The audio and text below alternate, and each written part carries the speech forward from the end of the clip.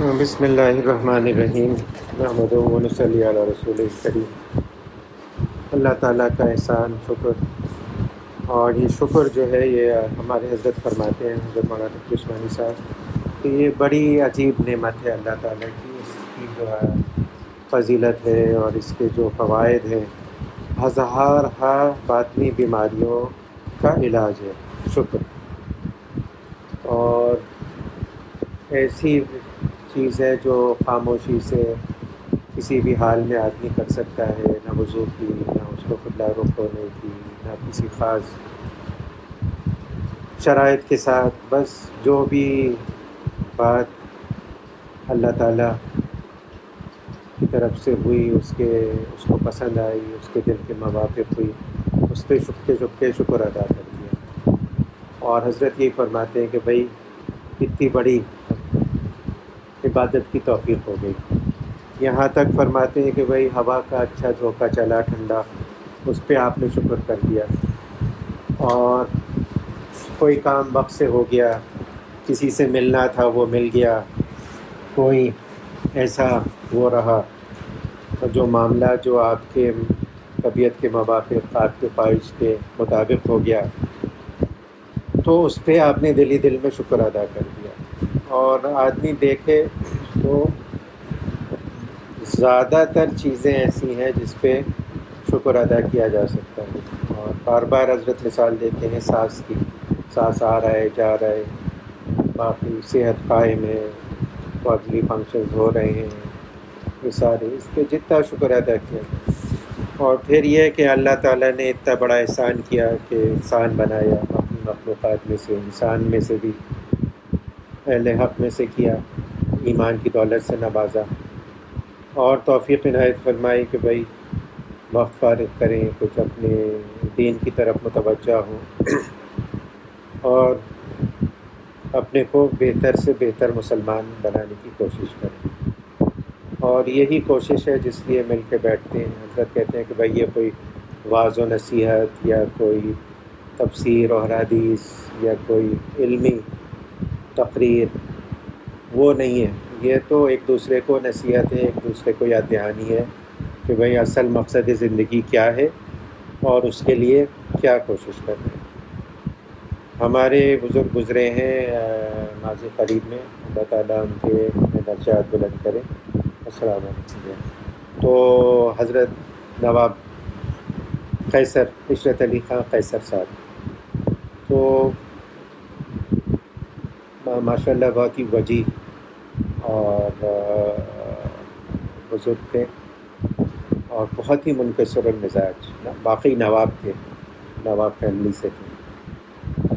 تو بہت بزرگوں کی صحبت اٹھائی، حضرت مولانا فقیر محمد رحمۃ اللہ علیہ، حضرت مولانا مسیح اللہ خان صاحب، ڈاکٹر عبدالحی، مفتی محمد شفیع صاحب، سب کے، اور ہمارے حضرت عالم نہیں تھے، نواب تھے، سیکولر تعلیم حاصل کی ہوئی تھی، اور ہمارے حضرت ان کی خدمت میں حاضر ہوتے تھے، اور بہت مؤدبانہ، کہ عمر میں بھی بڑے تھے اور بزرگ بھی تھے، تو ان کے خدمت میں حاضر ہوتے تھے۔ تو وہ یہ فرمایا کرتے تھے کہ وہ کہتے تھے کہ بھائی ہزار ڈیفینیشنز کی ہیں، لوگوں نے تعریفیں کی ہیں تصوف کی، لیکن جو میں لوگوں سے زیادہ تر کہتا ہوں وہ یہ ہے کہ بھائی یہ ساری چیز جو محنت ہے تصوف کی، یہ گناہ کے امکانات کو کم کرنا ہے، گناہ نہیں ہے، بس اصل چیز یہ ہے۔ جو آدمی اس میں کامیاب ہو رہا ہے وہ تصوف میں کامیاب ہو رہا ہے، اور اس کو پتہ ہے کہ بھئی ہاں وہ اللہ سے قریب ہو رہا ہے۔ اور باقی یہ جو چیزیں ہیں بزرگوں نے فرمایا، اور واقعی بزرگوں کے بڑے بڑے بزرگوں کے ملفوظات ہیں کہ ہر سال حج کرنا، ہر ہفتے عمرہ کرنا، ہر روز یا ہفتے میں 3-4 دن روزہ رکھنا، خوب مالی صدقات خیرات کرنا، لوگوں کی مدد کرنا، یہ سب کچھ آسان ہے، لیکن گناہ سے بچنا یہ اصل کام ہے، یہ مشکل کام ہے۔ جب خواہشات ہوتی ہیں، طبیعت مچل رہی ہوتی ہے، پورا ہوتا ہے کہ بھئی کسی کو پتہ بھی نہیں چلے گا، اور گناہ میں کر لوں، کیا فرق پڑتا ہے، توبہ کر لوں گا۔ اور یہی ہوتا ہے، شیطان یہی کہتا ہے کہ بھائی کیا فرق پڑتا ہے، توبہ کر لو، توبہ کر لیں گے، اور پہلے بھی یہی کرتے رہے، کیا فرق پڑے گا، کوئی فرق تو آج تک پڑا نہیں، توبہ کر لیں گے۔ تو اس وقت آدمی ڈٹ جائے اور کہے کہ نہیں بھائی اللہ ناراض ہو جائے۔ اللہ کی ناراضی معمولی چیز نہیں ہے، یہ جو ہے یہ بہت بڑی چیز ہے۔ اور جو ہم لوگ ہیں، ہم لوگ ڈرتے ہیں کہ بھائی گناہ ہو گیا اور ابھی تک صحیح چل رہے تھے اور دیکھو پھسل گئے، پھر سے وہیں پر آ گئے۔ تو ہماری نظر اپنے اوپر ہوتی ہے کہ بھئی ہم تو بہت اچھے جا رہے تھے اور بہت نیک متقی پرہیزگار ہو گئے تھے، اب گناہ کر لیے۔ اور بڑے لوگ جو ہوتے ہیں ان کی نظر یہ ہوتی ہے کہ اللہ کی مرضی کے خلاف کام ہو گیا، اللہ ناراض ہو گیا۔ وہ کہتے ہیں بھائی ہم تو ہیں ہی ایسے ہی، ہم تو کسی شمار قطار میں نہیں، لیکن اللہ کے سامنے ہم سے ایک ایسا کام ہو گیا جو نامناسب ہے۔ یہ چیز جو ہے نا یہ ان کو چین نہیں دینے دیتی تھی، اور پھر وہ توبہ استغفار اور اس کے اوپر ندامت اور کیا کیا کوشش کرتے ہیں۔ مشہور واقعہ ہے حضرت امیر معاویہ رضی اللہ تعالیٰ عنہ کا، کہ ایک دفعہ تہجد کے لیے نہیں اٹھے، آنکھ نہیں کھلی، تہجد نکل گئی، فرض نماز پڑھی، سنت پڑھی، فرض پڑھی، پورے دن بہت پریشان رہے اور خوب گڑ گڑا کے توبہ کی اور پتہ نہیں کتنی نفلیں پڑھی۔ تو رہا جو آدمی کام کر رہا ہوتا ہے، جو وہ ہوتا ہے، تو ذرا سی کمی بھی اس کو محسوس ہو جاتی ہے۔ تو دوسرے دن سوئے تو تہجد کے وقت دیکھتے ہیں کہ کوئی اٹھا رہا ہے ان کو، تو اٹھ تو گئے لیکن پوچھا تو کون؟ اس نے کہا میں شیطان ہوں۔ تو انہوں نے کہا کہ تیرا کام تو لوگوں کو غافل کرنا ہے، تو اٹھا رہا ہے مجھے؟ تو کہنے لگا کہ ہاں، کیونکہ کل میں نے آپ کو سلا دیا تھا، تو آپ نے اتنی زیادہ اللہ تعالیٰ کی بارگاہ میں استغفار، ندامت اور نوافل پڑھے کہ الٹا نقصان ہو گیا میرا۔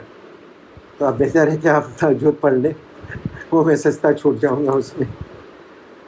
تو یہ بس احساس ہونے لگے آدمی کو کہ بھئی گناہ ہے اور گناہ سے بچنا ہے، اور اللہ بچائے پھسل جائے تو بس توبہ کرے۔ یہ بات نہ ہو کہ بس گناہ ہوتا ہے اور آدمی سمجھتا ہے کہ کیا فرق پڑتا ہے اس سے، اور یہ آج کل مزاج بن گیا ہے لوگوں کا، کہتے ہیں کیا فرق پڑتا ہے اس سے، تو فرق پڑتا ہے، اللہ ناراض ہوتا ہے، اس سے بڑھ کر کوئی چیز نہیں ہے۔ یعنی دنیا کی اس میں ایک پوری کوشش جو ہم لوگ پوری زندگی گزار رہے ہیں وہ اللہ کو راضی کرنے کے لیے کر رہے ہیں۔ یہ ہے ہی اصل امتحان ہے ہی۔ لوگ سمجھتے ہیں کہ خوب حج زکوٰۃ اور یہ نفلی عبادات کرنی ہے، نہیں، یہ نہیں، یہ جو ہے نا یہ غلط فہمی، خوش فہمی اور مغالطہ ہے۔ اصل کام ہے اللہ کو راضی کرنا، اور ہر موقع کا حکم الگ ہوتا ہے، کہاں پہ کیا کرنا ہے۔ گناہ کا وقت آ جائے تو گناہ سے بچنا ہے، اللہ اس سے راضی ہوگا۔ نماز کا وقت آئے تو نماز پڑھنا ہے، غیبت ہو رہی ہے، غیبت سے بچنا ہے، اس سے اللہ راضی ہوگا۔ تو یہ فکر پیدا ہو جائے اور یہ اس کوشش میں لگ جائے آدمی، تو پھر یہ ہے کہ واقعی وہ اپنی اصلاح میں لگا ہوا ہے اور وہ چل رہا ہے رستے پر، انشاءاللہ ایک نہ ایک دن ضرور کامیاب ہو جائے گا۔ اسی کی طرف متوجہ کرنا ہے سب کو، ہم سب کو متوجہ ہونا ہے، اور اس میں جو سب سے مؤثر چیز ہے وہ ہے آخرت کی یاد۔ یہ سوچنا کہ ایک دن یہ زندگی ختم ہو جائے گی، اللہ کو جواب دینا ہوگا اللہ کے سامنے، اور جو ہم نے کیا ہے وہ اس کا ہم سے سوال کیا جائے گا۔ یہ نہیں کہ بس سب ہو گیا اور جیسی چاہے زندگی آدمی گزار کے اور یہ سب ختم ہو گیا اور کچھ نہیں ہوگا۔ تو اس میں مؤثر ترین چیز جو بزرگان دین نے فرمائی ہے وہ ہے موت کی یاد، کہ یہ سوچے کہ ایک دن میں مر جاؤں گا، اور کسی کو نہیں پتا وہ کب مر جائے گا، نہ یعنی جوان کو پتہ ہے نہ بوڑھے کو پتہ ہے، لیکن یہ کہ تیار رہے۔ اور ہیں بزرگ گزرے ہیں ایسے کہ وہ ہر وقت تیار ہیں۔ ایک صاحب کو ہمارے حضرت مولانا تقی عثمانی صاحب نے فرمایا کہ ایک صاحب کو شوق ہو گیا، ان کو خیال آیا کہ میں بزرگوں جو ہمارے زمانے کے بزرگ ہیں ان سے جا کے پوچھوں کہ اگر آپ کو پتہ چل جائے کہ آپ کا کل انتقال ہو جائے گا تو آپ کون سا عمل کریں گے، اور میں وہ اعمال لکھ لوں اور میں وہ عمل کروں زیادہ، کیونکہ وہ بہت جو بھی کریں گے وہ بہت فضیلت کے کام کریں گے، ایسے کام کریں گے کہ جو واقعی جن کی بہت زیادہ اہمیت ہے۔ تو سب سے انٹرویو کرتے پھرے، وہ سب سے انہوں نے وہ لیا اور سروے کیا۔ تو ایک بزرگ کے پاس گئے، پہلے تو ٹال دیا انہوں نے، اور پھر انہوں نے کہا کہ بھئی میں تو جو کر رہا ہوں وہی کروں گا، کیونکہ میں نے تو یہ اپنا ایک معمول بنا لیا ہے کہ میں روز ایسے گزارتا ہوں کہ میری زندگی کا آخری دن ہے، اور اسی طرح سے کرتا ہوں۔ اسی لیے بزرگ کہتے ہیں کہ بھئی یہ جو بتایا جاتا ہے استغفار کرو اور گناہ سے فوراً توبہ کر لو جب غلطی ہو جائے، کہ بھئی اپنا معاملہ صاف کر لو اللہ میں سے، سونے سے پہلے استغفار کر لیا کرو، جو ہو جائے دعا کر لیا کرو کہ بھئی اللہ تعالیٰ میں چلنا چاہتا ہوں دین پہ، اور کمزور آدمی ہوں، نہیں چل پا رہا، جو غلطیاں ہو گئی معاف کر دیں، تو کم از کم آپ کا اکاؤنٹ صاف رہے گا۔ اور یہ خدا نہ خواستہ انتقال ہو جاتا ہے تو اللہ کے سامنے توبہ استغفار کے ساتھ تو پہنچیں گے، یہ تو نہیں ہوگا کہ بھائی انہوں نے گناہ کو کچھ سمجھا ہی نہیں، ٹالتے رہے۔ اسی لیے بزرگان فرماتے ہیں کہ جہاں پہ گناہ ہو وہیں پہ توبہ کرو، فوراً اسی وقت توبہ کرو، ٹالو نہیں۔ شیخ محی الدین عربی، شیخ الاکبر جن کو کہا جاتا ہے رحمۃ اللہ علیہ، اللہ تعالیٰ ان کے درجات بلند کرے، تو وہ یہی کہتے ہیں کہ بھئی جہاں پہ تو گناہ ہو وہیں پہ فوراً توبہ کرو، کہ قیامت کے دن وہ جگہ گواہی دے گی کہ اس نے گناہ کیا تھا میرے اوپر زمین، اور وہی زمین گواہی دے گی کہ ہاں اس نے استغفار بھی کیا۔ یہ نہ ہو کہ بس یہ کہ وہ گناہ کی گواہی تو دے دے اور توبہ کی گواہی نہ دے۔ اور حضور صلی اللہ علیہ وآلہ وسلم نے خود فرمایا، ایک حدیث کا مفہوم ہے کہ جب بھی گناہ ہو جائے نا تو اگر تم سے بشریت کے وجہ سے، تو اس کے فوراً بعد کوئی اچھا کام کرنا۔ حضرت تھانوی کہتے ہیں کہ اچھا کام سے لوگ سمجھتے ہیں کہ نفل کرنا ہوگا، صدقہ کرنا ہوگا، کوئی نماز پڑھنی ہوگی، کچھ کرنا ہوگا، نہیں، کہیں استغفار کر لو، سبحان اللہ کہہ دو، الحمدللہ کہہ دو، یہ بھی ایک اچھا کام ہے، کم از کم اتنا ہی کر لو۔ تو یہ موت کی یاد میں سے چل رہا ہے، تو اس میں سے بتا رہے تھے کہ 4 قسم کے لوگ ہوتے ہیں موت کے۔ ایک تو جو بالکل موت کو بھولے ہوئے ہیں، ایک جو یہ اس لیے ڈرتے ہیں کہ اللہ کے سامنے کیسے حاضر ہوں گے، ہمارے تو بہت سارے گناہ ہیں، ایک وہ ہوتے ہیں جن کو شوق ہوتا ہے، وہ دعا کرتے ہیں ہم مر جائیں، اور بعض بزرگوں کو میں نے بھی دیکھا ہے وہ دعا کراتے تھے کہ اب تو بلا لے۔ حاجی عثمان صاحب نام تھا ان کا، یہ عبداللہ میمن صاحب کے والد تھے، حضرت قاری طیب صاحب اور مفتی محمد شفیع صاحب کے خلیفہ۔ مجذوب صاحب کہتا رہتے، ایک ان کے اوپر حال طاری رہتا تھا، بس اللہ سے ملاقات کا شوق تھا ان کو بہت، اور یہ ایمان کی ایک کامل ترین ہونے کی نشانی ہے، اللہ کی ملاقات کا شوق۔ چوتھی قسم جو سب سے اونچا درجہ ان لوگوں کا ہے، جو حق تعالیٰ کی رضا کے مقابلے میں تمنا بھی نہیں رکھتے،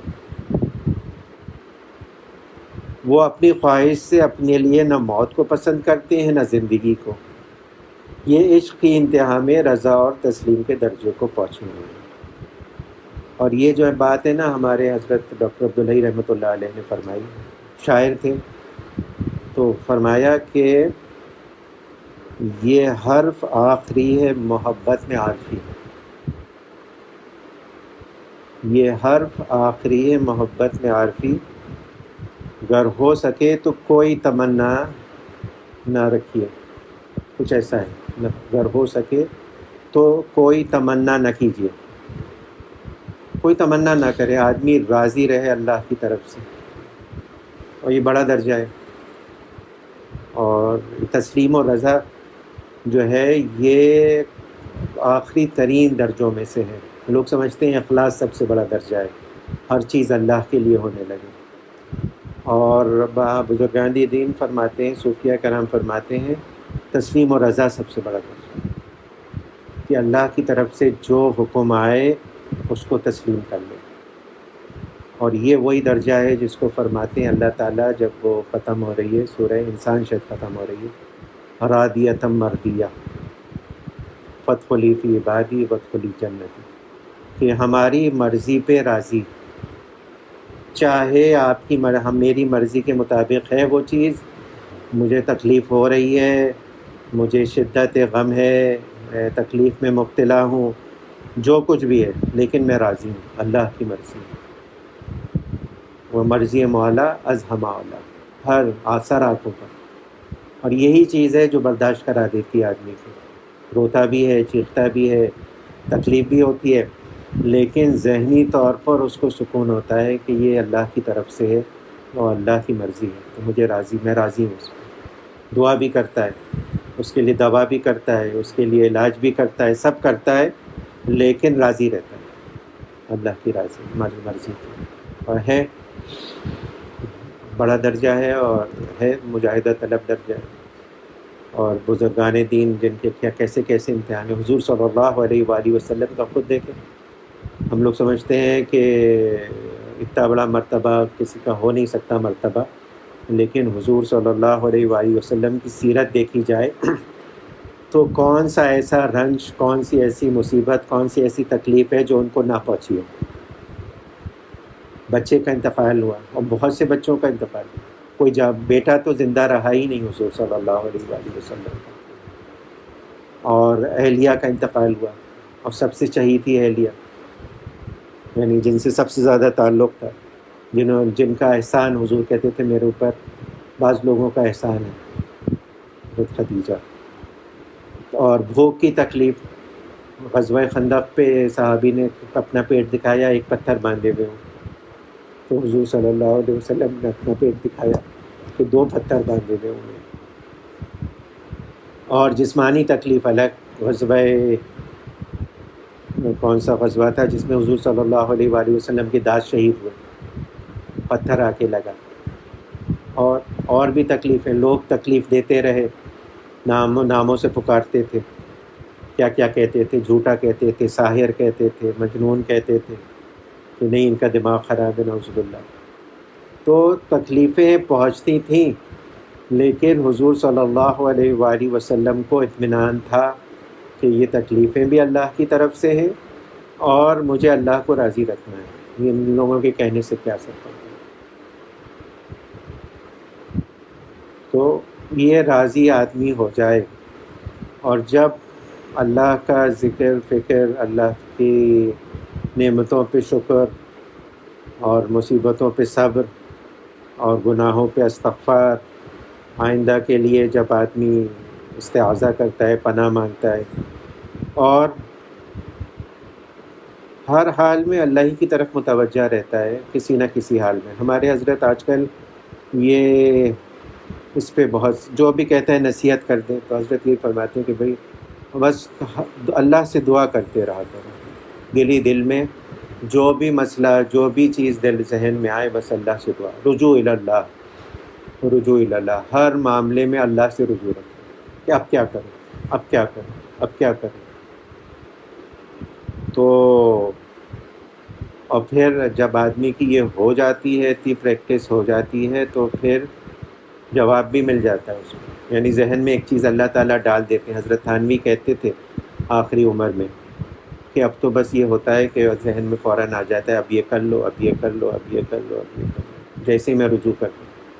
حضرت تھانوی کہتے تھے کہ بھائی میرا یہ معمول رہا ہے، جب بھی کوئی آ کے سوال کرتا ہے مجھ سے، تو اس سے پہلے کہ وہ سوال کرے، وہ کہتے حضرت ایک چیز پوچھنی ہے، تو حضرت کہتے تھے میں فوراً ہی دل میں دعا کر لیتا ہوں، یا الہی پتہ نہیں نہ جانے کیا چیز پوچھے، مجھے آتی بھی ہو نہ آتی ہو، اور اس کے سمجھ کے مطابق، اس کے مناسب حال میں جواب دے سکوں نہ دے سکوں، تو آپ میرے دل میں ڈال دیجیے۔ تو کہتے تھے کبھی تخلف نہیں ہوتا، یعنی کبھی اس کے اگینسٹ نہیں ہوتا، کہ جیسے ہی کوئی مجھے سوال پوچھتا ہے میں فوراً یہ دعا دل میں کر لیتا ہوں۔ یہ تعلق مع اللہ ہے، رجوع اللہ، اور یہی تعلق بڑھانا ہے۔ تو یہ تعلق اسی طرح سے بڑھے گا، اور اسی کے لیے ہم لوگ مل کے بیٹھے ہیں کہ بھائی یہ تعلق بڑھائیں اللہ سے، اور یہی تعلق پھر آدمی کو گناہوں سے بچنے میں مدد کرے گا، اس کی زندگی کو خوشگوار کرے گا، اس کو ایک اطمینان حاصل ہوگا اور واقعی حیات طیبہ حاصل ہوگی، اور آخرت کی کامیابی تو انشاءاللہ ہوئی یہ دنیا کی زندگی تو ختم ہی ہو جائے گی ایک دن، چاہے جتنی بڑی بھی ہو جائے۔ آگے فرماتے ہیں بہرحال موت کا ذکر ہر حالت میں موجب اجر و ثواب ہے۔ جو شخص دنیا میں منہمک ہے اس کو بھی موت کے ذکر سے اس کی لذتوں میں کمی آئے گی اور کچھ نہ کچھ دنیا سے بغض پیدا ہوگا۔ اسی لیے حضور اقدس صلی اللہ علیہ وآلہ وسلم کا ارشاد ہے کہ لذتوں کی توڑنے والی چیز یعنی موت کو کثرت سے یاد کیا کرو، یعنی اس کے ذکر سے اپنی لذتوں میں کمی کیا کرو تاکہ اللہ جل شانہ کی طرف رجوع ہو سکے۔ ہوتا یہ ہے کہ آدمی غافل ہو جاتا ہے، یہ ایک آبزرویشن ہے، ایکسپیرینس ہے کہ جتنی زیادہ آدمی کے پاس فراخی، لذتیں، سہولتیں ہوتی ہیں نا، وہ منہمک ہوتا ہے، دین سے دور ہوتا جاتا ہے۔ وہ کہتا ہے بھائی اس میں لگ جاؤں، یہ کر لوں، فلاں چیز میں فلاں چیز کر لوں، فلاں چیز کر لوں، اور پھر وہ اللہ سے غافل ہوتا جاتا ہے۔ تو وہ غفلت اس سے پہلے کہ کوئی آزمائش آ جائے، اللہ تعالیٰ چاہتے ہیں اپنے بندوں کو اپنی طرف کہ وہ رجوع کریں، تو اگر وہ ایسے نہیں رجوع کر رہے ہوتے تو آزمائش آ جاتی ہے، مال میں، اولاد میں، صحت میں، اور پھر دیکھتے ہیں کہ بھائی رجوع کرتا ہے کہ نہیں کرتا۔ اور بزرگ یہی فرماتے ہیں کہ بھائی آدمی کے اوپر کوئی بھی حالت آئے، کوئی بھی مشکل آئے، کوئی بھی تکلیف، رنج، صدمہ پہنچے، تو اس میں دیکھیں کہ کیا میرا رجوع الی اللہ بڑھا کہ نہیں بڑھا، مجھے توفیق ہوئی اللہ کی طرف رجوع کرنے کی۔ اگر الحمدللہ ہو گئی تو اس کا مطلب ہے کہ یہ جو مصیبت اور تکلیف آئی ہے نا، یہ میرے لیے کوئی عذاب یا کوئی میرے لیے وہ نہیں ہے، آزمائش نہیں ہے، یہ اللہ کی مصلحت ہے، اس میں انشاءاللہ خیر ہی خیر ہوگا۔ لیکن وہی دنیا میں انعامات ہے، وہی غفلتیں ہیں، وہی گناہ ہے، خیال بھی نہیں آتا کہ میں توبہ کر لوں۔ لوگ کہتے ہیں نا بھائی ہمارے اوپر ہی مصیبت آ گئی، پتہ نہیں کیوں آ گئی، ہم سے کیا گناہ ہوا ہے، نعوذ باللہ، جبکہ سر سے پیر تک ہم لوگ گناہوں میں لت پت ہیں، لیکن ہم یہی کہتے ہیں کہ بھائی کیا ہم سے کیا گناہ ہوا جو ہمارے اوپر ہی مصیبت آ گئی۔ تو اللہ تعالیٰ اس کو سمجھنے کی توفیق عنایت فرما دے، اور یہ کہ کچھ نہ کچھ وقت ہونا چاہیے کہ بھائی آدمی کم از کم ایک دفعہ تو سوچ لے کہ بھائی مجھے جانا ہے دن بھر میں، اور اس کے لیے میں نے کیا کیا۔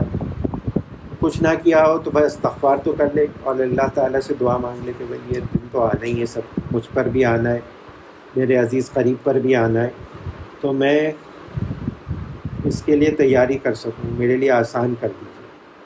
اور یہ رجوع ہونا بھی بہت بڑی بات ہے، اللہ تعالیٰ کے یہاں ہر دعا قبول ہوتی ہے، کوئی دعا ایسی نہیں ہے جو رد ہو، الا یہ ہے کہ ظلم کی دعا کرے آدمی، کسی کے اوپر ظلم کی دعا کر رہا ہو تو وہ قبول نہیں۔ ہاں جو بھی دعا ہوگی قبول کریں گے، اللہ تعالیٰ کے ہم مقرر وقت مقرر ہے، طریقہ مقرر ہے، کس طرح سے کریں گے وہ ان کی مرضی، تو دعا تو کر لینا چاہیے۔ اور یہی بزرگ فرماتے ہیں کوئی اچھی بات کان میں پڑھی تو دلی دل میں دعا کر لیا، اللہ توفیق عنایت کرے۔ کوئی پڑھی کوئی اچھی بات کتاب میں، سنی کہیں کسی سے، فوراً ہی دلی دل میں دعا کر لیا، اللہ آسان کر دے گا۔ اور حضرت فرمانے لگے بھائی نماز ہم لوگ پڑھتے ہیں تو ہوتا ہے کہ بھائی خشوع خضوع کا جو درجہ مطلوب ہے وہ نہیں ہے، تو کیا کریں؟ بہت ساری چیزیں بتائیں اس رمضان میں، پورا بیان یہی ہے۔ حضرت نے یہ فرمایا بھائی جب نیت باندھتے ہو تو دعا کر لیا اللہ سے کہ بھائی میری نماز کو نماز بنا دیں، خشوع خضوع والی نماز بنا دیں، اس کا کہہ تو دو، پھر انشاءاللہ توفیق بھی ہو جائے گی۔ دوسری چیز جو ہم لوگ دیکھتے ہیں وہ حضرت امام غزالی کی تبلیغ دین میں سے ہے، اور اس میں رضائل ہیں، رضائل کا باب ہے، کیونکہ رضائل دور ہوں گے تو فضائل خود بخود حاصل ہوں گے۔ رضائل وہ ہیں، وہ کوالٹیز، وہ کریکٹرسٹکس ہیں انسان کے کردار کی جو گناہ کراتی ہیں، اس سے خود بھی گناہ ہے اور وہ مزید گناہ کراتی ہیں اس سے۔ تو غصے کا بیان ختم ہوا تھا، اور بتایا تھا بھائی غصہ ہے حرام ہے، اس کو نہیں کرنا چاہیے اور قابو میں لانا چاہیے، اور طریقہ یہی ہے کہ بھائی جس وقت غصے کا جوش ہو اس وقت آدمی قابو میں رکھے اور پھر سوچ سمجھ کے وہ کرے۔ اور اس میں ہوتا ہے ہمارے یہاں جو ہوتا ہے، بچوں کو غصہ آ گیا خود دھنائی کر دی، ان کی پٹائی کر دی، اور ہوتا یہی کہ غصہ نکال رہے ہوتے ہیں، اس میں تربیت کا کہیں دور دور تک وہ ہوتا نہیں۔ تو ایک صاحبہ نے حضرت کو لکھا کہ بھئی مجھے بچوں کا غصہ آتا ہے اور پٹائی ہوتی ہے، تو اس میں ہو جاتی ہے زیادہ پٹائی۔ تو حضرت نے کہا کہ نہیں، مناسب نہیں ہے، اگر ایسا ہو تو 4 رکعت نفل پڑھیں،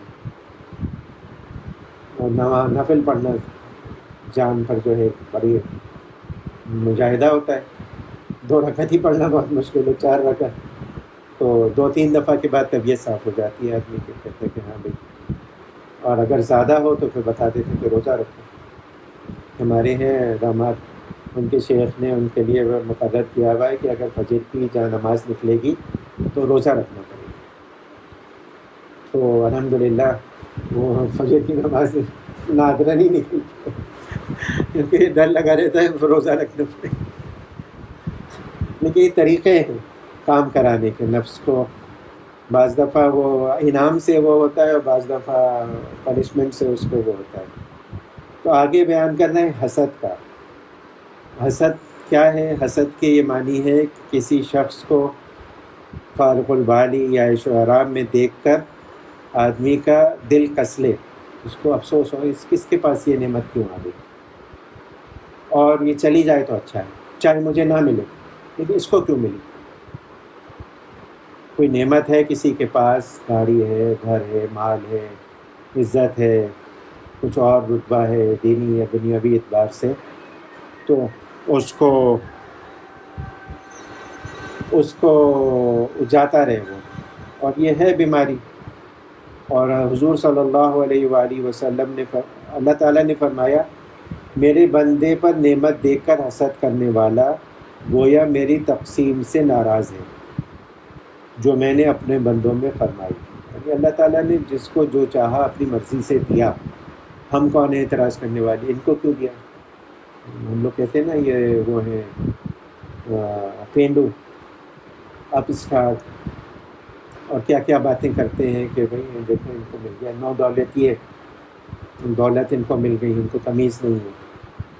اور کراچی والوں کا، کراچی اردو اسپیکنگ والے تو اللہ اکبر، تو سب سے بڑا اپنے کو سمجھتے ہیں، کہتے ہیں بس اللہ میاں اس کے بعد ہم، نعوذ باللہ۔ تو رسول مقبول صلی اللہ علیہ وآلہ وسلم نے فرمایا، حسد نیکیوں کو اس طرح جلا دیتا ہے جس طرح آگ سوکھی لکڑیوں کو جلا دیتی ہے۔ تو یہ ایک گناہ ہے اور اس سے بچنا ضروری ہے، اور یہ بچنا جو ہے نا، اس کا آدمی کو احساس ہو جائے کہ بھئی مجھے حسد ہو رہا ہے، فلاں کی نعمت دیکھ کر مجھے تکلیف ہو رہی ہے دل میں کہ یہ فلاں کا داخلہ کیوں اس سے اچھی یونیورسٹی میں ہو گیا، میرا تو نہیں ہوا تھا۔ اب یہ تو نہیں کہ وہ چاہتا ہے کہ ختم ہو جائے تو اچھا ہے۔ تو یہ جو ہے نا، یہ غلط ہے، اور اس کا سب سے پہلے تو علم ہو جائے آدمی کو کہ بھئی ہاں یہ غلط ہے، گناہ کر رہا ہوں میں، تو بس استغفار کرے اور پھر اس کو دور کرنے کی کوشش کرے۔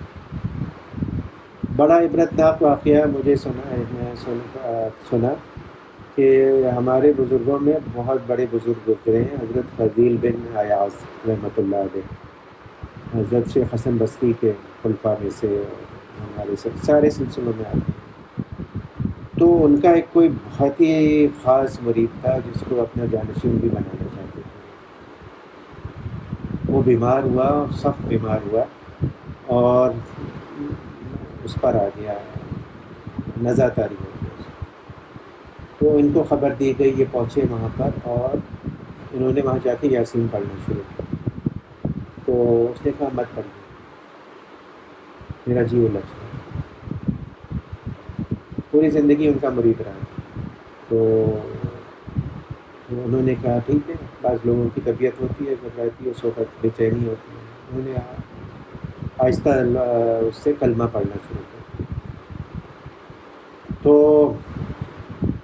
اور یہی ہے جو ہے نا کہ اس کو کسی کے بارے میں پتہ چل جائے کہ اس کا انتقال ہو رہا ہے، تو اس کے ارد گرد لوگ ہلکی آواز میں کلمہ شریف پڑھیں، زور زور سے نہیں، ہلکی آواز میں، تاکہ اس کو تنبہ ہو جائے، اور اگر وہ توفیق ہو جائے تو پڑھ لے آہستہ آہستہ، آڈیبل، منیمل آڈیبل آواز میں۔ تو اس نے کہا نہیں پڑھیے، میں اس سے بیزار ہوں، نعوذ باللہ۔ فضل میرے نیاز کے پاؤں تلے زمین نکل گئی اور مر گیا وہ۔ تو حضرت کے اوپر صدمے کا پہاڑ ٹوٹ گیا، کہنے لگے میرا ذہین ترین مرید تھا یہ، اور مجھے کیا کیا ایکسپیکٹیشنز تھیں اس میں، اور یہ حالت کفر میں مر گیا۔ اور ان کو 7 دن تک تو گھر سے باہر ہی نہیں نکل سکے، اتنا ان کو صدمہ رہا، اور 6 مہینے تک بچوں بیچارے کی تربیت ہو رہی کتنے عرصے تک۔ تو اللہ تعالیٰ سے دعا بھی کرتے رہے کہ بھئی یہ مسئلہ ہے کیا ہے، سمجھ میں نہیں آ رہا، یہ آگے آگے رہتا تھا، ہر چیز میں پیش پیش تھا۔ تو پھر ان کو خواب میں وہ مریض نظر آیا، تو انہوں نے کہا کہ بھئی یہ تمہارے ساتھ یہ معاملہ کیوں ہوا؟ تو اس نے کہا یہ جو معاملہ میرے ساتھ ہوا 3 گناہوں کی وجہ سے۔ نمبر 1، میں حسد کرتا تھا اپنے ساتھیوں سے، اور دوسروں کے خلاف جھوٹی باتیں آپ کے کان میں ڈالا کرتا تھا۔ حسد کی وجہ سے، اوروں کا پتہ کاٹنے کے لیے میں دوسروں کے آپ کو بتایا کرتا تھا کہ فلاں تو ایسا ہے، فلاں تو ایسا ہے۔ اور تیسرا یہ کہ ایک عیسائی طبیب نے مجھ سے کہا تھا کہ میں کبھی ایک دفعہ بیمار ہو گیا تھا، کہ بہت بیمار تھا، تو اس نے کہا کہ تمہارا علاج ہے وہ شراب ہے، اور تم اگر ریگولرلی پیتے رہو گے تو تم صحیح رہو گے، ورنہ تمہارا بچنا مشکل۔ عیسائی طبیب نے کہا، تو میں شراب پیتا، اور بتایا نہیں تھا شیخ۔ تو یہ نے کہا کہ بھئی یہ تو تمام کبیرہ گناہ ہیں، حسد بھی کبیرہ گناہ ہے، نمیمہ بھی، کہ ادھر کی لگائی بجائی کرنا یہ بھی گناہ ہے، اور حرام چیز کو حلال سمجھنا۔ ہاں، مسلمان طبیب اگر یہ کہہ دے کہ ہاں کسی حرام چیز میں علاج ہے، اس کے علاوہ موت واقع ہو جائے گی، تو پھر تو شاید گنجائش نکل آئے، لیکن صرف عیسائی طبیب کے کہنے کی وجہ سے آدمی اس میں پا جائے تو پھر گڑبڑ ہے۔ ایک حرام چیز کو سمجھ لیا کہ یہ حلال ہے، اور اس کا استعمال آدمی مستقل طور پہ کرتا رہے اور وہ نہ کرے، تو ڈرنے کی بات ہے۔ حسد جو ہے معمولی گناہ نہیں ہے، وہ آج کل ہے، ایک دوڑ لگی ہوئی ہے ہمارے معاشرے میں، پیسے کی، جاہ کی، ہر آدمی کمپیئر کر رہا ہے، ہر آدمی دیکھ رہا ہے، ہر آدمی کہ فلاں جو ہے وہ مجھ سے آگے بڑھ گیا، اس کا پروموشن ہو گیا، اس نے یہ گاڑی لے لی، اور اس میں سے حسد کا گناہ تو ہو ہی ہو رہا ہے، ناشکری کا الگ ہوتا ہے۔ میرے پاس اچھی خاصی ٹویوٹا ہونڈا سیوک ہے، میں کہتا ہوں میرے پاس آڈی نہیں ہے، بی ایم ڈبلیو نہیں ہے، وہ نہیں ہے، ہائیلکس نہیں ہے، اور فلاں کے پاس ہے، اس کی کوالیفیکیشنز بھی کم ہے، اور اس کا وہ تو گاؤں کا آدمی ہے، ہندو ہے، اور کیا کیا ہے، میرے پاس تو، جب کہ میں عقل مند تھا۔ سب آدمی یہ سمجھتے ہیں اپنے کو کہ بھائی میں جو ہوں میرا تو کوئی مقابلہ ہی نہیں ہے، میں جو ہوں وہ بالکل یونیک ہوں۔ اور یہ جو ہے نا، یہ اللہ تعالیٰ نے اپنی صفت پیدا کیا ہے، یہ سارے ایٹریبیوٹس اللہ تعالیٰ کے ہیں، یونیک اللہ تعالیٰ ہے۔ انسان بھی سمجھتا ہے میں، اللہ تعالیٰ پسند نہیں کرتا کہ کوئی شریک ہو ان کی صفات میں، بالکل بھی۔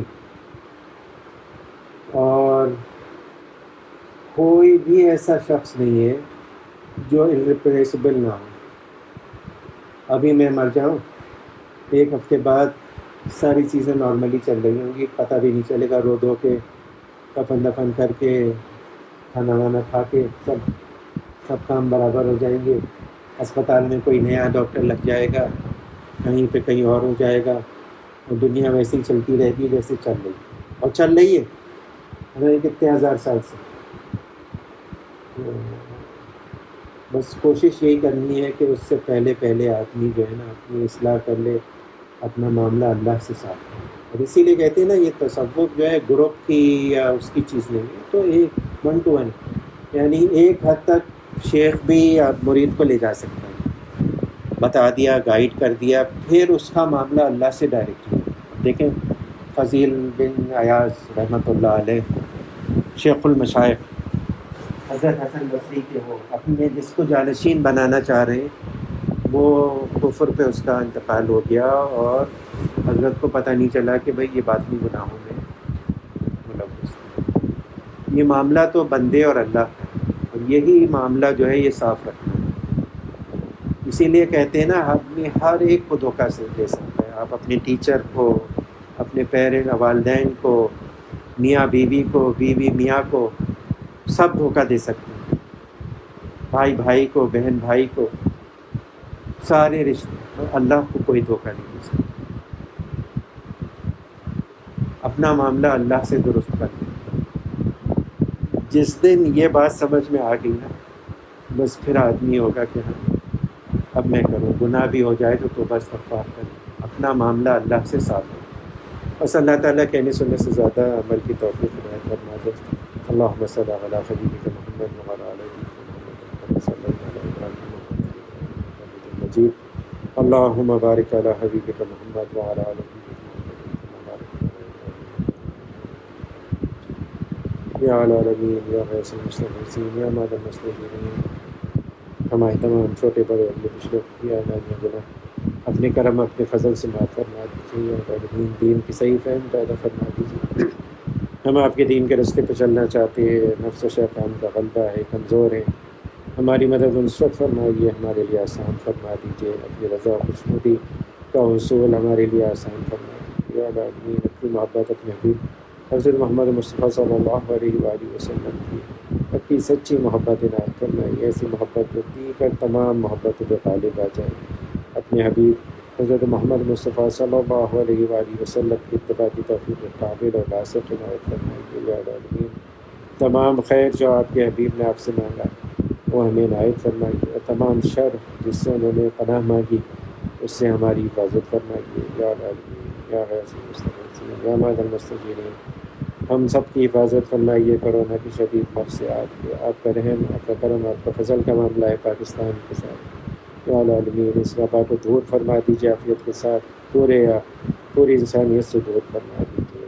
جو مبتلا ہیں ان کو شفا عاجلہ کاملہ دائمہ مستمرہ عنایت فرما دیجیے. یا العالمین ہمیں, ہمارے گھر والوں کو, بیوی بچوں, رشتہ داروں, والدین, پڑوسیوں کو, ہر مسلمان کو ہر طرح کے شر فتنے فساد, ہر طرح کے حادثات سانحات سے, لوگوں کی اظہار حسانیوں سے, موذی دیرپا بیماریوں سے, چوری ڈاکہ یا دھوکہ دہی اور جتنے رائج الوقت گناہیں سب سے حفاظت فرمائیے. بچے بچیاں جہاں کہیں بھی ہیں ان کی حفاظت فرمائیے. ایمان کی, جان مال, عزت آبرو کی حفاظت فرمائیے. جو بچے بچیاں رشتوں کے انتظار میں ہیں ان کو صحیح معنوں میں دیندار, قدر کرنے والے, غصہ نہ کرنے والے رشتے. یا العالمین یا غیث المستغیثین مسلمان جہاں جہاں کئی مظلوم ہیں ان کی مدد نصرت فرمائیے. افغانستان میں, برما میں, کشمیر میں, فلسطین میں, شام میں اپنے کرم اپنے فضل سے امن امان قائم فرمائیے. اللہم اغفر امت محمد صلی اللہ علیہ وآلہ وسلم. اللہم فرج عن امت محمد صلی اللہ علیہ وآلہ وسلم. اللہم ارحم امت محمد صلی اللہ علیہ وآلہ وسلم. یا العالمین جو مانگا وہ عنایت کیجیے, جو نہ مانگ سکے ہمارے لیے مناسب ہے وہ بھی اپنے کرم اپنے فضل سے عنایت فرمائیے. یا العالمین سب سے بڑھ کر یہ کہ ہم سب کو عافیت کے ساتھ اپنے اولیاء میں, اپنے برگزیدہ بندوں میں شامل فرمائیے. وصلی اللہ تعالیٰ علی خیر خلقہ ونور عرشہ نظر لطفہ محمد وآلہ وصحبہ اجمعین برحمتہ.